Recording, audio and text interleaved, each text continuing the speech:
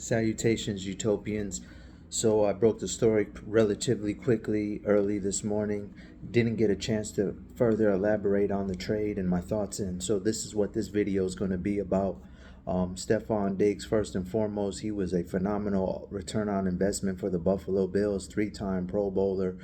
His first year in Buffalo in 2020, he led the league in receptions and receiving yards. Um, you know, Diggs made a first team and an all pro second team last in 22.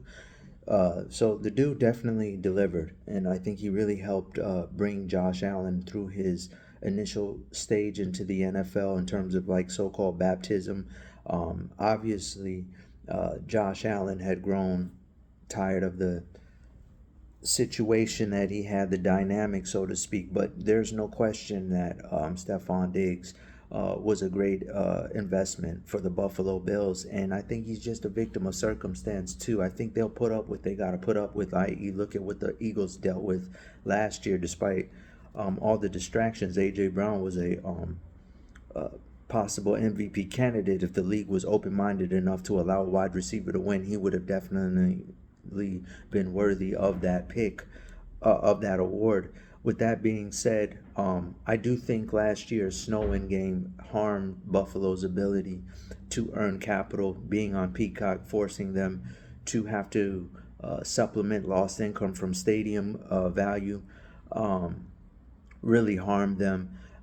Hence why you see Poyer, Tre'Davious White, Mitch Morris, this all-world center. Because dude, at the end of the day, centers are to me the real quarterback. Like in metaphorically speaking, they say the brain is the most important thing, but your gut is your second brain.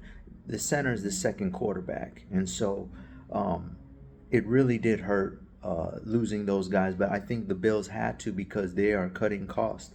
And moving off Diggs is equivalent to them looking over at Kansas City and saying, we let go Tyreek Hill. They let go Tyreek Hill, still went okay. They let go offensive coordinator.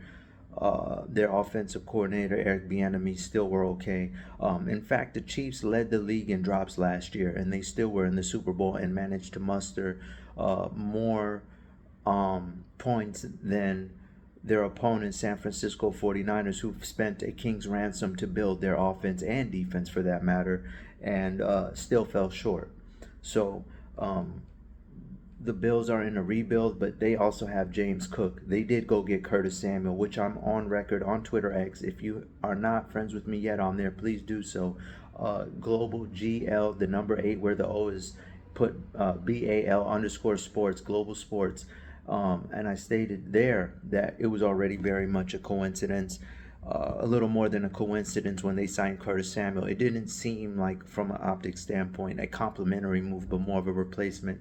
They also are getting great production from their tight end position, who they just drafted last year, second year tight end. Dawson. So I think that they have enough, especially if Allen is considered to be the second best quarterback. There's no reason why they should be having to overspend the way they do. The Texans can do that. They got CJ Stroud on a rookie deal, so naturally you go on the offensive. That is the blueprint of successful teams right now in the NFL. Players on a rookie deal, quarterbacks on a rookie deal, which is the most expensive position, you go out and get on the offensive. You hope by the time that contract is expired and it's time to give them the long-term deal, they need less to do more, to do the same amount of production, if not do more, because now they have the valued experience that separates them from the rest of the pack. And you say, well, they're still young. What's experience mean? But when you got teams constantly doing a revolving door on personnel, it kind of makes it the equalizer.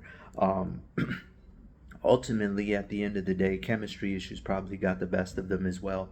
But the Bills, there's no reason to sound the alarm. They gave up they got a second in return for next year, not this year.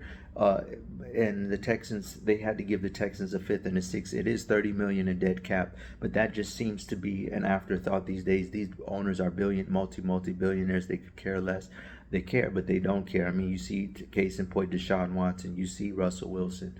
So the money isn't the biggest thing for the Texans. What a difference a year makes, 2 years makes. Forgive me. Tank Dell, Nicole Collins, Dalton Schultz. I know we don't hear his name get brought up a lot, but man, he has solidified the tight end position for them. And I tell people all the time, if you don't believe me, look how high Brock Bowers is projected right now in the draft. A guy who can block and catch, is an added offensive lineman, not to mention a hybrid slot receiver. These tight ends are big and fast these days. And when you can get you one like a Dalton Schultz, that should not go under the radar. Joe Mixon seems a little washed to me, but he's definitely an upgrade from Singletary, who was very inconsistent. I did utilize Singletary just like I utilized Curtis Samuel. So when they're on, they're on. But the problem was with Singletary, there was times he was a ghost, not always to his fault. With that being said, the Texans are here to stay. They have definitely done a hostile takeover for the Lone Star State in Texas. But with that being said, they didn't just do it offensively. They fixed their trenches. Will Anderson got him a pass rushing partner this offseason.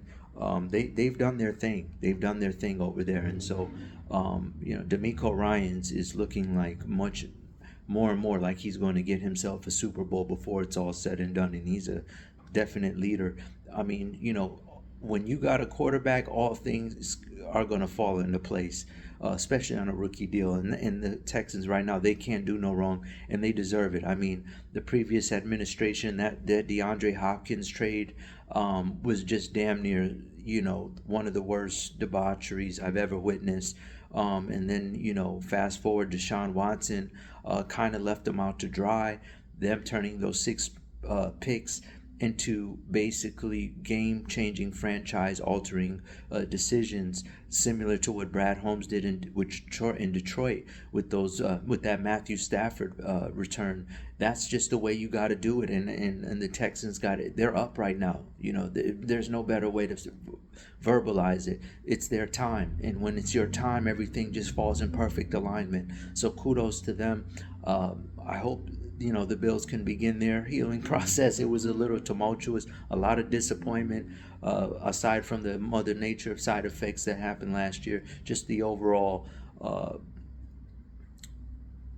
mojo in that locker room is going through a cleanse.